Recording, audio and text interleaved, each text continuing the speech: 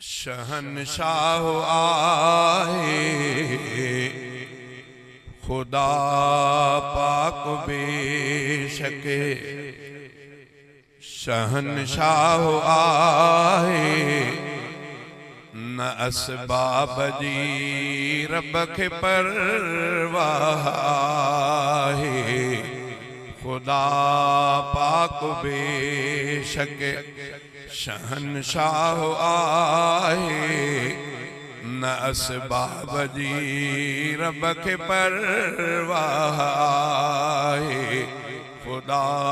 पाक बेशक ओए बिना पीउ जे ईसा पैदा कयाई ऐं उनखे अञा ताईं ज़िंदह रखियाई ओए बिना पीउ जे पैदा ईसा कयाई ऐं उनखे अञा ताईं ज़िंदह रखियाई ऐं उनखे अञा ताईं ज़िंदह रखियाई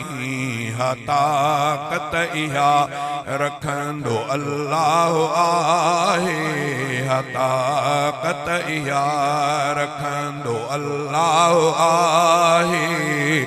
न असबाब जी रब खे परवाह आहे खुदा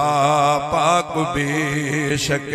शहनशाह आहे न असबाब जी रब खे परवाह आहे ओए बिना पुल जे मूसा कीअं पार थी वियो ऐं फिरऔन साथ ने सां गॾु गार थी वियो ओए बिना पुल जे मूसा कीअं पार थी वियो ऐं फिरऔन लश्कर सां गॾु गार थी वियो थियो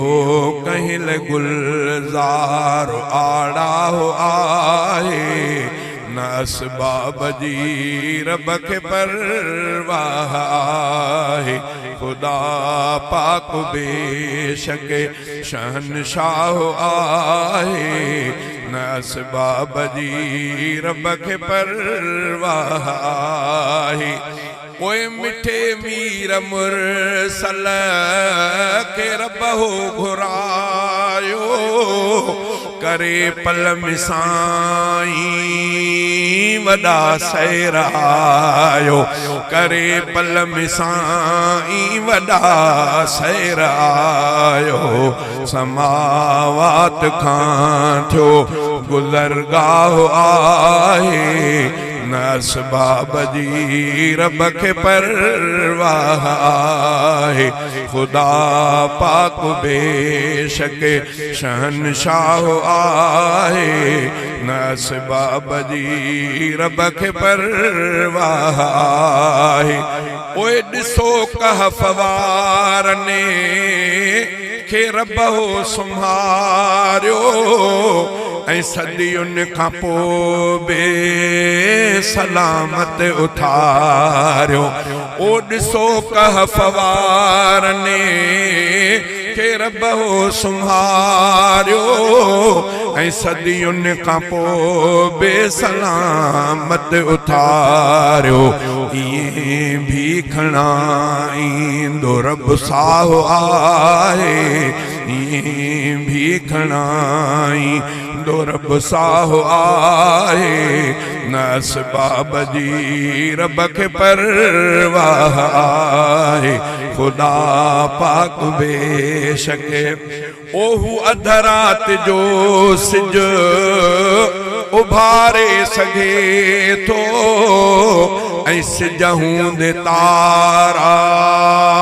ॾेखारे सघे थो